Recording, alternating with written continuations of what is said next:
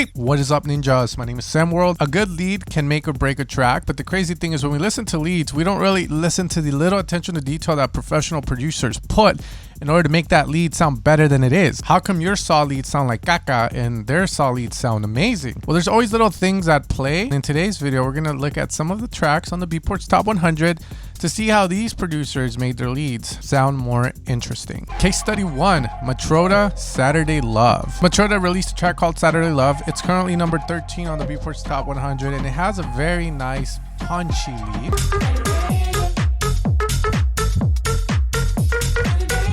Now, as you hear the lead, it's doing a lot of cool stuff. First off, it's pitching up, okay? However, doing a pitch bend in any sense, you're just gonna play something like... So that's what is being executed by Matroda. But the cream of the crop in that lead is there's a lot of cool effects being automated to make it sound more interesting. The first one is reverb swells, and the second one is dub delays. Now, in order to execute this cool delay trick that he does, we need to set our delay of choice to not be synced, so that way we can play around with seconds time. In order to execute dub delays, all we really need is a delay that will allow us to play with time. Usually removing the sync will allow you to mess with time. From there, you want to make sure that both sides are close to each other but not identical, so we get a bit of width, a high feedback, and you can see that we get this really cool effect. Okay, now we want to play with the time, and now we have this.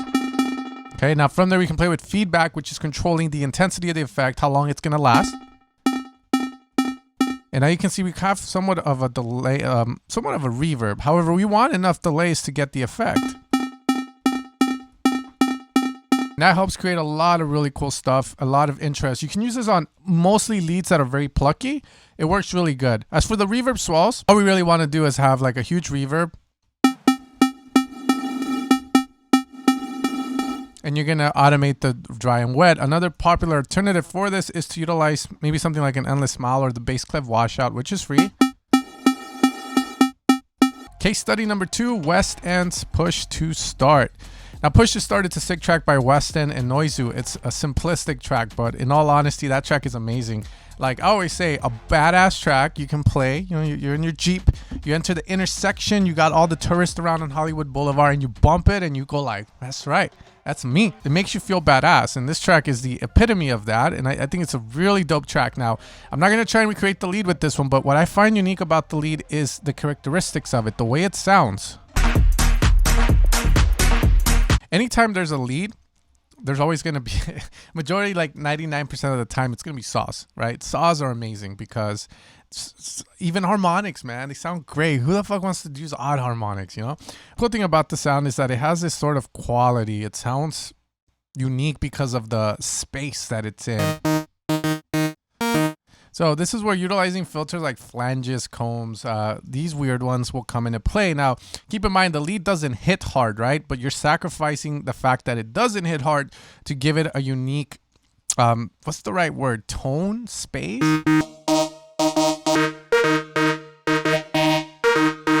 It sounds somewhat closer to it, but it's still not going to be the same.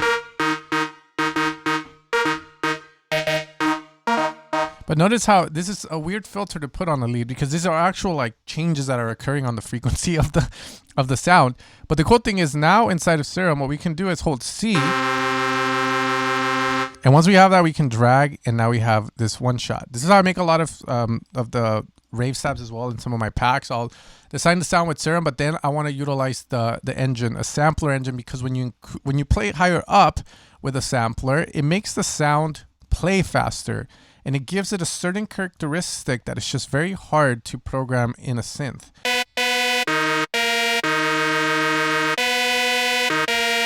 Like, let's go higher. Okay, so now...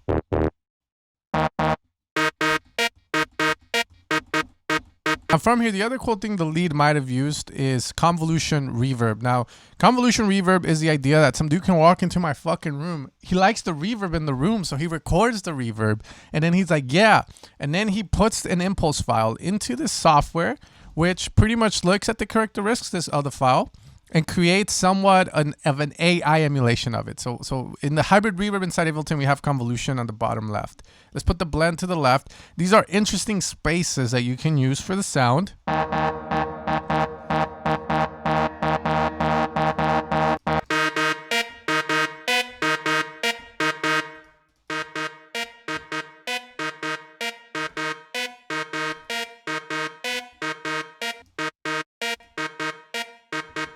So these give like this crazy sort of space, which I feel there's maybe some role in that, or there's some form of sampling done with like something that has a crazy ambient sort of reverb. But these are cool things to utilize, guys. Again, they're a lot harder to execute because you're pretty much going into unknown territory, making your lead sound kind of different. It doesn't smack as hard, but in the Westend track, it works really well because that bass is just carrying the lead.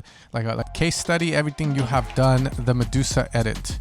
Okay, and this is a track by Genesee. Sounds like Gucci. This track is what's currently like the meta. You hear any track, even the new Mal P remix of Calvin Harris's Miracle.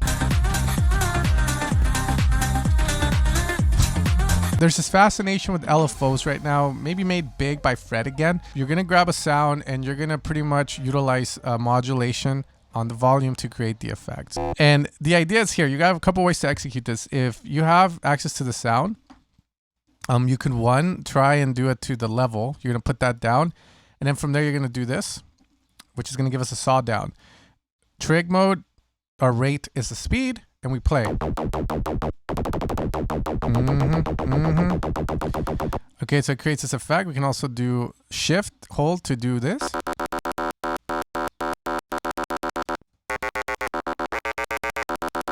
Now this effect is more popular, of course, with like vocal sounds. So for instance, in this pack, I have my beautiful moan. We have a gate. Also utilize plugins like LFO Tool from Xfer. And if you have volume shaper, you can also do the same. Now I'm an LFO guy, you know, I'm old school. So if I wanted to, I could hold shift. And again, it's the same thing. We can make these gates in order to create really cool effects. You see this being done on almost any track right now. They're putting it on leads, they're putting it on vocals, they're putting it on my brother, my sisters, and my mothers. So it's a super popular effect. It's not going anywhere anytime soon. So if you have a lead, just drop it and make your lead sound badass. Again, the cool thing about the effect is if you have access to LFO Tool or any form of modulation source that can do it like this, then you can just go to presets, find a cool preset, drop this, you know, thing in and profit, man. Get some Benjamins in, or some Anyma Space 92 Ratchets. Not to be confused with Ratchet music, because I literally had to Google this up. If we look up what are ratchets in music production, it gives me a definition which just didn't make sense. The ratchet sound is defined by a repeated synth melody, usually in a low register, accompanied by a sparse drum pattern, the BPM. I kind of knew where this was going. I was like, nah, not that. So if we put arpeggiator, well, there you go. I looked up ARP. A sequencing technique in which some mechanism is used to generate a finite number of gate or trigger signals very quickly, often with an accelerando or decelerando effect. Okay, so my Moog Up Matriarch has a ratchet, and I think the Sub 37 does as well. But one thing that Space 92 and Anyma have been doing in their tracks is ratchets with filter work. So if you ever want to have a lead to smack hard, it's all in the filter. Filters are utilized, again, to shape a sound via removal of a frequency, and then you can bring back the frequency with a modulation source like an envelope. I can have that thing smack. Now, if we start to add voices, we get the smack. Okay, so with a good combination, we can get some dope smacks. Now, we're going to use Paradox 4 here, which is actually used by Space 92, you know, Paradox 1 through 3 to push the sound of techno forward. Hell, I have the Pura Vida one here by Hilo, right? So the smack is created utilizing filter work. Now, the thing you want to know is, again, the envelope 2 here, low sustain and some decay. You drag it to a filter. You put the filter all the way back, you open it up, and then from there, the decay controls how long it takes for us to go from the top of this modulation source down. That creates the bitch slap. Okay, so from there, lower decay, and you can control how clicky it is. Now, this works with leads that are utilizing the ratchet technique, okay? Not to be confused with, again, ratchets over here in LA. And, you know, we put this, and the way we do ratchets is we go 116, you're going to set up something like, okay? So this doesn't have any ratchets in it yet, so we got to get some Hennessy. Nah, but if you guys don't like me like that, let me know. But anyways, we're going to pretty much turn this into 132nd. And the way we do ratchets now is that we pretty much have a very fast, like so. And then from there, we can again slow it down Okay, so remember, we have to have some crescendo or increase in speed. So you're gonna hear this done a lot in Anyma music. You can't deny it. So here, and you can do cool stuff like octave jumps, etc. But the combination with the right sound designer, you can get some good results. So make sure to support your boy. Best sound designer in the game, Paradox Volume 4, Volume 3, Volume 2, Volume 1, utilized by Umic, Space 92, Sam Wolf, David Guetta, Hardwell to make his new future techno sound. He came out with that. He uses the packs. Amazing work, guys. Put my heart and soul into him. So check him out. You can also check out all my other work, which is also used by other prolific artists. So again, be on top of it. Case study, Where Are You by John Summit. Now, John Summit has been bringing back prog house the way it should have been. I think Deadmau5 and Cascade coming back was awesome, but to me, it just didn't hit like before. Like I remember Move For Me. Those were such amazing tracks that made me feel this weird sense of like I wanted to cry, but I was the happiest I've ever been. Where You Are has this very cool usage of a melody where he plays the melody motif and leaves a space open so that the delays handle the rest. That's one of the best usages of delay that I've seen. There's also this swell. It could either be a pad getting sidechained to allow the lead to play and then the pad comes back in, but the delays are just amazing. So in order to kind of show you guys what I mean, we're gonna make something of our own here. So we're gonna go to Explorations Volume 2, which is a melodic house pack, and let's just get like this beautiful lead by Polar Inc. I'm a huge fan of his work, and it's such a beautiful lead. Beautiful. Okay, so let's get rid of the delays. Right, so what we're gonna do is we're pretty much gonna play a melody, and then we're gonna leave room open. So we'll be in F minor, grade our 8-bar melody. Now again, we're gonna add some reverb, and this reverb can be huge. So let's just go with the Ableton one here. And the reason that it can be huge again is because it's not getting triggered often. So it's only getting triggered in this section, and then we have all of this to cover. Now, assuming the track makes room for this, we should be fine. However, if you're gonna have the melody just then I don't recommend you have a long reverb unless you're trying to create atmosphere. That's beautiful. Okay, so what we're gonna do is put a compressor to duck when the lead plays, so that way we can control it to an extent. We're routing it to itself, which is channel 4. We're just gonna do this. And this is gonna create the swell effect. Now it could be a pad that John has there again, but for me, we're gonna use a swell. Like so. So beautiful, okay? Now from there, we need to program a delay. Now, a lot of people are not fans of like delays like 1/4 and like 1/8.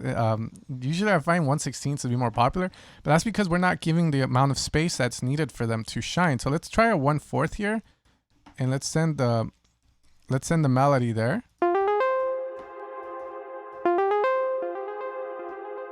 Like so. Let's do a ping pong.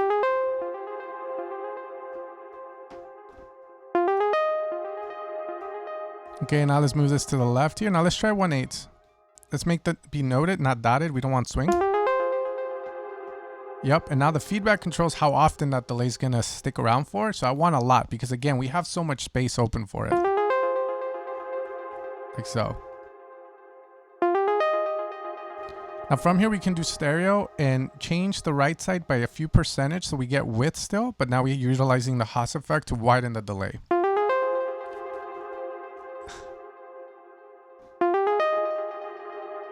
Beautiful.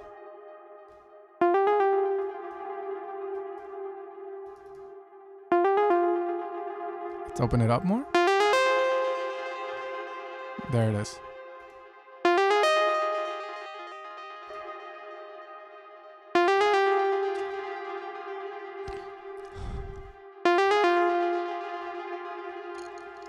The Anyma effects. Now, Anyma has been utilizing really cool effects on his solids to make them sound futuristic, like AI is taking over, and Elon Musk has been right all along.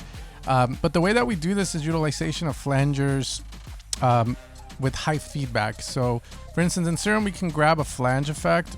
Let's go with maybe like an H6 or minus, and we can have it at a high resonance. And we can move it around. Now we can grab an LFO here.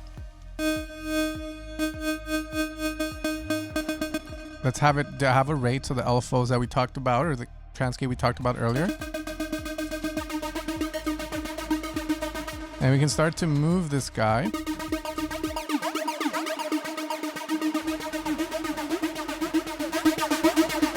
create really interesting effects. They sound really cool.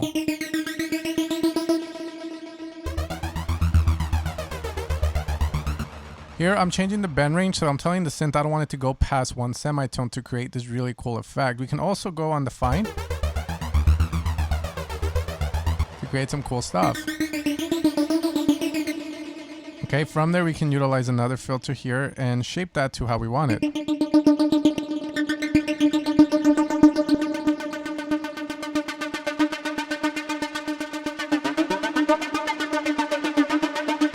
From here we can also grab an LFO to our rate here, or an envelope, so that way we have it increase in speed. And then we get these really cool effects. Let's give this maybe like a few.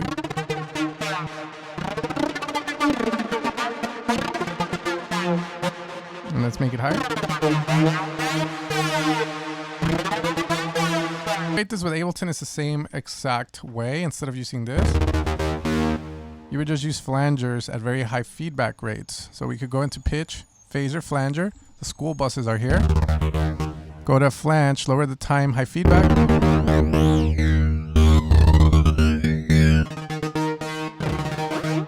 So again, high feedback, and then from there, all you do is modulate the time.